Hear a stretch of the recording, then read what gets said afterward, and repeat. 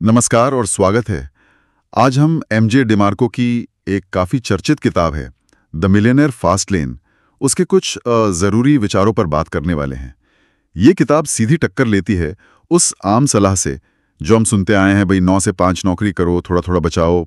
हाँ बिल्कुल, 10% बचाओ, म्यूचुअल फंड में डालो और बस 65 साल का इंतजार करो रिटायरमेंट के लिए। एग्जैक्टली। तो ये किताब उस सोच को चैलेंज करती है। हाँ बिल्कुल। और आज हम इस किताब की जो समीक्षाएं हैं और जो इसके मुख्य अंश हैं उनके आधार पर बात करेंगे, समझने की कोशिश करेंगे कि ये फास्ट लेन आखिर है क्या चीज। ये जो पारंपरिक तरीका है जिसे वो स्लो लेन कहते हैं, उससे कैसे अलग है, और जो लोग मतलब जल्दी फाइनेंशियल फ्रीडम चाहते हैं उनके लिए इसमें क्या खास है, क्या सीखने लायक है। बिल्कुल, ये तो वो बचत करो और बुढ़ापे में अमीर बनो मॉडल को लगभग खारिजी कर देती है और एक बिल्कुल अलग रास्ता सुझाती है, शायद तेज। हाँ तेज तो है। तो ठीक है, चलिए फिर इसको खोलते जरा। डिमार्को ने ना 3 रास्ते बताए हैं, साइड वॉक, स्लो लेन और फास्ट लेन। साइड वॉक से शुरू करें, वो क्या है? हाँ बिल्कुल, साइड वॉक मतलब जैसे फुटपाथ। ये उन लोगों का रास्ता है जो आप कह सकती हैं पेचेक टू पेचेक जीते हैं, मतलब जितना आया उतना या कभी कभी उससे ज्यादा भी खर्च कर दिया। उनका ध्यान बस अभी पर होता है, आज की चीजों पर, आज के सुख पर। फ्यूचर की कोई प्लानिंग नहीं, कोई डिसिप्लिन नहीं। स्रोत बताते हैं कि अक्सर ये लोग कर्ज में रहते हैं और फाइनेंशियल सिक्योरिटी से बहुत दूर। डिमार्को तो इसे मतलब बर्बादी का पक्का रास्ता मानते हैं। अरे बाप रे, ये तो काफी डरावनी तस्वीर है। और चिंता की बात यह है कि शायद काफी लोग अनजाने में इसी रास्ते पर होते हैं। बिल्कुल। अच्छा, तो इससे बेहतर क्या है? फिर आता है स्लो लेन, है ना, जो हमें बचपन से सिखाया जाता है। हाँ, स्लो लेन, धीमी लेन। ये वही अपना पारंपरिक रास्ता है। अच्छी पढ़ाई करो, ठीक ठाक सिक्योर नौकरी पकड़ो, खूब मेहनत करो और अपनी कमाई का एक छोटा सा हिस्सा, मान लो 10-15% बचाओ और उससे फिर शेयर बाजार, म्यूचुअल फंड ऐसी चीजों में डालते रहो। उम्मीद ये कि भाई सालों बाद, दशकों बाद कंपाउंडिंग काम करेगी और रिटायरमेंट तक आप अमीर बन जाओगे। सुनने में तो ये बड़ा जिम्मेदार और सेफ लगता है। तो फिर डिमार्को इसको स्लो क्यों कह रहे हैं और इसकी इतनी आलोचना क्यों? क्या गड़बड़ है इसमें? डिमार्को के हिसाब से सबसे बड़ी कमी है समय, टाइम। इस रास्ते पर चलकर आपको अपनी जवानी के मतलब सबसे एनर्जेटिक साल वो कुर्बान करने पड़ते हैं। किस उम्मीद में कि बुढ़ापे में शायद 60-65 की उम्र में आप फाइनेंशियली फ्री होंगे। और ये शायद बहुत इंपॉर्टेंट है यहाँ, क्योंकि इस रास्ते में आपका कंट्रोल बहुत कम है। आपकी किस्मत किस पर निर्भर करती है? आपकी नौकरी की सिक्योरिटी, इकोनॉमी कैसी चल रही है, शेयर बाजार ऊपर नीचे, इन बाहरी चीजों पर। आप गाड़ी चला नहीं रहे, आप बस बैठे हुए हैं, यात्री हैं। समझ गया। मतलब कंट्रोल किसी और के हाथ में है और सफर भी धीमा और अनिश्चित सा। यहीं पे शायद फास्ट लेन का आइडिया आता है, कुछ तेज। बिल्कुल, फास्ट लेन, तेज लेन। ये रास्ता है उद्यमिता का, मतलब अपना बिजनेस बनाने का, उसे चलाने का। या आप सिर्फ अपना टाइम बेचकर पैसे नहीं कमा रहे हैं, आप ऐसे सिस्टम्स बनाते हैं, ऐसे बिजनेस बनाते हैं जो आपके सीधे टाइम लगाए बिना भी काम करें, बड़े स्केल पर, और वैल्यू पैदा करें, पैसा कमाएं। और इसमें वो क्षमता है कि आपको दशकों का इंतजार न करना पड़े, बल्कि कुछ ही सालों में फाइनेंशियल फ्रीडम मिल जाए। वाह, ये सुनने में तो बहुत ही ज्यादा आकर्षक है। कम टाइम, ज्यादा पैसा, ज्यादा कंट्रोल। लेकिन ये आसान तो बिल्कुल नहीं लगता होगा। फास्ट लेन के पीछे के मेन प्रिंसिपल्स क्या है? डिमार्को का एक फॉर्मूला है, धन बराबर मूल्य गुणा उत्तोलन, wealth equals value into leverage. इसका क्या मतलब हुआ? ये बिल्कुल सेंट्रल आइडिया है फास्ट लेन का। इसका मतलब है कि आपकी दौलत इस बात पर निर्भर करती है कि आप कितनी बड़ी स्केल पर वो है उत्तोलन यानी लेवरेज, कितना मूल्य, मतलब कोई प्रॉब्लम सॉल्व करना या जरूरत पूरी करना लोगों को दे पा रहे हैं।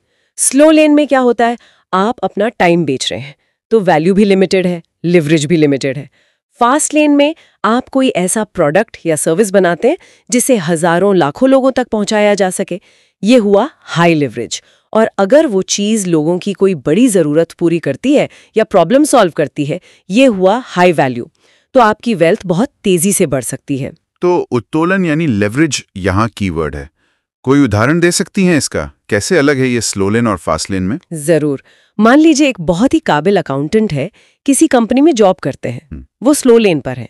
वो घंटे के हिसाब से काम करके एक फिक्स सैलरी पाते हैं। उनका लिवरेज लिमिटेड है, एक टाइम पर एक ही क्लाइंट या एक ही कंपनी के लिए काम कर सकते हैं। ठीक है। अब सोचिए, एक दूसरा व्यक्ति है जिसने अकाउंटिंग सॉफ्टवेयर बना दिया छोटे बिजनेसेस के लिए, जो उनका हिसाब किताब आसान कर देता है। ओह, ये आदमी फास्टलेन पर है। उसने एक सिस्टम बनाया, सॉफ्टवेयर, जिसे हजारों लाखों बिजनेस खरीद सकते हैं। यहाँ सॉफ्टवेयर उसका लेवरेज है। वो खुद हर ग्राहक को टाइम नहीं दे रहा, पर उसका बनाया सिस्टम लगातार वैल्यू दे रहा है और इनकम जनरेट कर रहा है। यही है लेवरेज का कमाल, अपने असर को, अपनी कमाई को अपने पर्सनल टाइम से अलग कर देना। अरे वाह, ये तो बहुत ही साफ उदाहरण है। इससे समझ आता है कि कैसे फास्टलेन में वो एक्सपोनेंशियल ग्रोथ, मतलब तेजी से बढ़त मुमकिन है। अच्छा, अगला सिद्धांत है नियंत्रण ही सब कुछ है, कंट्रोल इज एवरीथिंग। डिमार्को इस पर बहुत ज्यादा जोर देते हैं। इसका क्या मतलब है? इसका मतलब है कि आपको अपनी फाइनेंशियल गाड़ी का ड्राइवर बनना होगा, सिर्फ पैसेंजर नहीं। जब आप नौकरी करते हैं स्लो लेन, तो कौन कंट्रोल करता है? आपका एम्प्लॉयर। आपकी सैलरी, काम के घंटे, छुट्टियां, यहां तक कि नौकरी रहेगी या नहीं, ये सब उसके हाथ में है। जब आप अपना बिजनेस बनाते हैं फास्ट लेन, तो कंट्रोल आपके हाथ में आता है। आप तय करते हैं क्या बनाना है, कैसे बेचना है, क्या कीमत रखनी है, बिजनेस को कैसे आगे बढ़ाना है। हाँ, शुरू में ये ज्यादा रिस्की लग सकता है, बिल्कुल, लेकिन लंबे समय में यही कंट्रोल आपको बाहरी झटकों से बचाता है और अपनी किस्मत खुद लिखने की ताकत देता है। लेकिन क्या ये कंट्रोल असल में ज्यादा रिस्की नहीं है? मतलब नौकरी में चलो एक फिक्स्ड इनकम तो है, अपना काम शुरू करने में तो सब कुछ दांव पर लग जाता है। हाँ, ये आम सोच है, लेकिन डेमार्को का तर्क थोड़ा अलग है। वो कहते हैं कि स्लो लेन का रिस्क छिपा हुआ है और ज्यादा खतरनाक है। नौकरी चली गई, कंपनी डूब गई या इंडस्ट्री ही बदल गई, अब बिना किसी कंट्रोल के रह जाते हैं। फास्ट लेन का रिस्क सामने दिखता है, हाँ, लेकिन वो आपके कंट्रोल में होता है। आप स्ट्रैटेजी बदल सकते हैं, नया प्रोडक्ट ला सकते हैं, मार्केट के हिसाब से खुद को ढाल सकते हैं। तो कंट्रोल का मतलब रिस्क जीरो करना नहीं है, बल्कि रिस्क को मैनेज करने की काबिलियत पाना है। बिल्कुल, रिस्क को देखने का तरीका बदल देता है। अच्छा, एक और बड़ा आइडिया, समय ही असली मुद्रा है, time is the true currency. ये बात मुझे काफी सोचने पर मजबूर करती है। सच में हम तो हमेशा पैसे को ही असली दौलत मानते। हाँ, और यही दिमाग को फिर से पारंपरिक सोच को पलट देते हैं। वो कहते हैं कि पैसा तो बस एक टूल है, एक साधन है। असली मंजिल है समय की आजादी, टाइम फ्रीडम। फास्टलेन से जो पैसा आता है वो आपको महंगी कारें या बड़े घर तो दे ही सकता है, लेकिन उससे भी कहीं ज्यादा जरूरी चीज वो देता है अपना समय वापस खरीदने की ताकत। ये आजादी कि आप अपना दिन कैसे बिताना चाहते हैं, किसके साथ, क्या करना चाहते हैं, बिना पैसे की टेंशन लिए। स्लो लेन शायद आपको बुढ़ापे में ये आजादी दे, फास्ट लेन का मकसद इसे जवानी में पाना है। वाह, ये तो मतलब वेल्थ की परिभाषा ही बदल देता है। ज्यादातर लोग शायद पैसे के पीछे भागते रहते हैं, ये भूल जाते हैं कि वो असल में खरीदना क्या चाहते हैं। ये वाकई में एक पावरफुल विचार है। फिर डिमार्को अफेक्शन के नियम की बात करते हैं, द लॉ ऑफ अफेक्शन। ये क्या चीज है? अफेक्शन का नियम ये कहता है कि आपकी कमाई इस बात से सीधी जुड़ी है कि आप कितने लोगों की जिंदगी को और कितने बड़े पैमाने पर पॉजिटिव तरीके से प्रभावित करते हैं। अफेक्शन यहाँ दो शब्दों का मेल है, इफेक्ट असर और स्केल पैमाना। आप जितनी बड़ी प्रॉब्लम सॉल्व करेंगे या जितनी बड़ी जरूरत पूरी करेंगे, ये हुआ प्रभाव, और जितने ज्यादा लोगों के लिए करेंगे, ये हुआ पैमाना। आपकी कमाई की संभावना उतनी ही ज्यादा होगी। तो ये सिर्फ पैसा बनाने के बारे में नहीं है, बल्कि समाज में कुछ वैल्यू ऐड करने के बारे में है। और शायद टेक्नोलॉजी ने इसे और भी आसान बना दिया है ना, बड़े पैमाने पर पहुंचने को। बिल्कुल, ये पैसे कमाने को सिर्फ एक सेल्फिश काम की तरह नहीं देखता, बल्कि एक सर्विस या योगदान की तरह देखता है। और हाँ, आज के डिजिटल जमाने में टेक्नोलॉजी ने स्केल को तो मतलब बिल्कुल अभूतपूर्व बना दिया है। एक ऐप, एक ऑनलाइन कोर्स, एक यूट्यूब चैनल, ब्लॉग करोड़ों लोगों तक पहुंच सकता है, उनके जीवन पर असर डाल सकता है। ये अफेक्शन के नियम को पहले से कहीं ज्यादा ताकतवर बना देता है। फोकस इस पर होना चाहिए कि बड़े स्केल पर वैल्यू कैसे दें। और आखिर में डिमार्को कहते हैं धन के भ्रम से बचें, avoid the illusions of wealth. इसका क्या मतलब है? वो चमक दमक वाली कारें, नकली गुरु, जल्दी अमीर बनाने वाली स्कीमें। हाँ, बिल्कुल। डिमार्को चेतावनी देते हैं कि बहुत से लोग अमीर दिखने की कोशिश में असली दौलत बनाने से चूक जाते हैं। वो महंगी चीजें खरीदते हैं ताकि लगे कि वो सक्सेसफुल हैं, जबकि अंदर से उनकी फाइनेंशियल हालत कमजोर होती है। ये थोड़ा साइडवॉक वाली सोच का हिस्सा है। फास्ट लेन माइंडसेट प्रोडक्शन पर जोर देता है, कंजम्पशन पर नहीं। असली फोकस होना चाहिए एक टिकाऊ बिजनेस बनाने पर, असली वैल्यू देने पर, एक ठोस एसेट बेस बनाने पर, शॉर्टकट या बाहरी दिखावे पर नहीं। ठीक है, तो हमने फास्ट लेन के जो मुख्य सिद्धांत हैं उनको समझा। ये पारंपरिक सोच से तो काफ़ी हटकर है।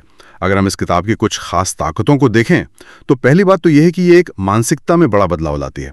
वो 65 साल तक रुको वाली सोच को तोड़ती है। निश्चित रूप से ये पढ़ने वाले को मजबूर करती है कि वो अपनी मौजूदा फाइनेंशियल हालात और फ्यूचर प्लान्स पर गंभीरता से सोचे, सवाल उठाए। दूसरी ताकत है इसकी स्पष्टता, क्लैरिटी। साइडवॉक, स्लो लेन, फास्ट लेन, ये जो 3 लेन वाला फ्रेमवर्क है, ये फाइनेंशियल रास्तों को समझना बहुत आसान और यादगार बना देता है, कॉम्प्लेक्स चीजों को सिंप्लीफाई करता है। हाँ, वो फ्रेमवर्क वाकई बहुत हेल्पफुल है। तीसरी बात, ये सिर्फ थ्योरी नहीं है बल्कि एक्शन लेने लायक ज्ञान की ओर इशारा करती है। ये लोगों को कंज्यूमर या एम्प्लॉय वाली सोच से निकालकर प्रोड्यूसर और उद्यमी बनने के लिए मोटिवेट करती है। प्रॉब्लम सॉल्व करने और स्केलेबल मतलब बड़े पैमाने पर बढ़ सकने वाले बिजनेस बनाने पर जोर देती है। और चौथी बात, ये एक तरह से रियलिटी चेक है।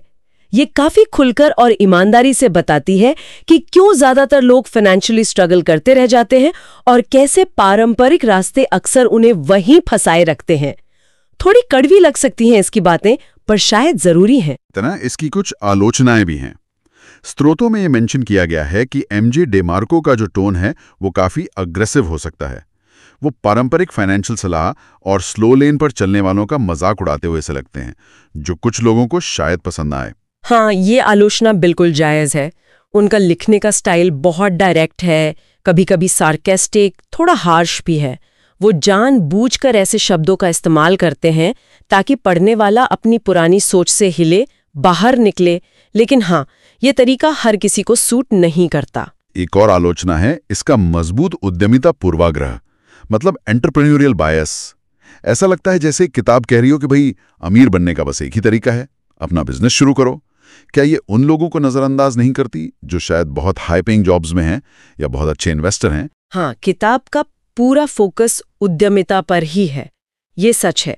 डिमार्को शायद ये तर्क देंगे कि हाई लेवल प्रोफेशनल्स या इन्वेस्टर्स भी अगर फास्ट लेन के सिद्धांत जैसे कंट्रोल, लेवरेज, वैल्यू क्रिएशन अपने काम या इन्वेस्टिंग में नहीं लगाते तो वो भी पूरी तरह फास्ट लेन पर नहीं है। लेकिन हाँ, ये बात सही है कि किताब मुख्य रूप से बिजनेस बनाने पर ही केंद्रित है और शायद दूसरे रास्तों पर उतना ध्यान नहीं देती। और तीसरी आलोचना ये भी है कि ये कोई कैसे करें गाइड नहीं है, मतलब स्टेप बाय स्टेप प्लान नहीं देती। ये माइंडसेट बदलने और क्यों सोचने पर जोर देती है, लेकिन बिजनेस शुरू करने या चलाने का पूरा डिटेल्ड रोड मैप नहीं देती। ये भी सही बात है। ये एक स्ट्रैटेजी और माइंडसेट की किताब ज्यादा है, कोई टेक्निकल हैंडबुक कम।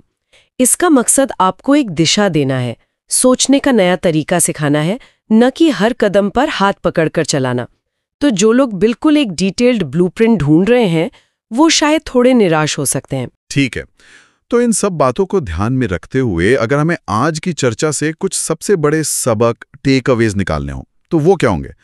पहला शायद यही कि अपनी फाइनेंशियल किस्मत के लिए दूसरों पर निर्भर रहना, नौकरी, पेंशन बाजार, ये खतरनाक हो सकता है। आपको कंट्रोल चाहिए। बिल्कुल, कंट्रोल पहला और सबसे जरूरी सबक है। दूसरा, टाइम पैसे से कहीं ज्यादा कीमती है। ऐसा कुछ बनाओ या करो जो आपकी टाइम को पैसे कमाने की मजबूरी से आजाद कर सके। पैसिव इनकम या स्केलेबल सिस्टम पर फोकस करो। तीसरा, उद्यमिता मतलब बड़े पैमाने पर प्रॉब्लम्स को सॉल्व करना और वैल्यू देना। ये दौलत बनाने का सबसे तेज और पावरफुल तरीका हो सकता है। ये कंज्यूमर बनने के बजाय प्रोड्यूसर बनने का कॉल है। हाँ, प्रोड्यूसर बनो, कंज्यूमर नहीं। और चौथा सबक, सिर्फ पैसे या लग्जरी चीजों के पीछे मत भागो। असली लक्ष्य आजादी है, अपने टाइम और अपनी लाइफ पर कंट्रोल की आजादी। पैसा तो बस उस आजादी तक पहुंचने का एक जरिया है। तो संक्षेप में कहें तो द मिलियनेयर फास्ट लेन जो पारंपरिक वित्तीय ज्ञान है उसको चैलेंज करती है और जल्दी फाइनेंशियल फ्रीडम पाने के लिए एक उद्यमी रास्ते का सुझाव देती है जो कंट्रोल, वैल्यू क्रिएशन और लिवरेज पर आधारित है। जैसा कि स्रोत समीक्षाओं में कहा गया है, इसे अक्सर एक वेकअप कॉल माना जाता है, जगाने वाली पुकार। ये यकीनन किसी के पैसे, टाइम और लाइफ को देखने के नजरिए को बदल सकती है। हाँ, और यहाँ एक दिलचस्प सवाल उठता है मन में, जिस पर आगे सोचा जा सकता है। देखो, ये किताब उद्यमिता पर बहुत जोर देती है और वो दौलत बनाने का एक बहुत शक्तिशाली तरीका, इसमें कोई शक नहीं। लेकिन क्या फास्ट लेन मानसिकता के जो मूल सिद्धांत हैं, जैसे अपने काम पर ज्यादा कंट्रोल रखना, बड़े स्केल पर वैल्यू बनाना, अपने एफर्ट्स को लिवरेज करना, क्या इन्हें पारंपरिक करियर या दूसरी इन्वेस्टमेंट स्ट्रैटेजीज के अंदर भी किसी हद तक लागू नहीं किया जा सकता? मतलब क्या कोई डॉक्टर या इंजीनियर या कोई आर्टिस्ट भी फास्ट लेन की तरह सोचकर अपने असर और इनकम को बढ़ा सकता है बिना पूरी तरह से उद्यमी बने? क्या ये मुमकिन है कि पारंपरिक रास्ते पर चलते हुए भी फास्ट लेन वाली सोच अपनाई जाए? ये एक सवाल है सोचने के लिए। ये वाकई एक बहुत अच्छा सवाल है, विचार करने लायक। शायद फास्ट लेन सिर्फ एक रास्ता ना होकर सोचने का एक तरीका भी है, जिसे अलग अलग सिचुएशन में इस्तेमाल किया जा सकता है। और इसी विचार के साथ आज की ये गहरी पड़ताल यहीं समाप्त होती है।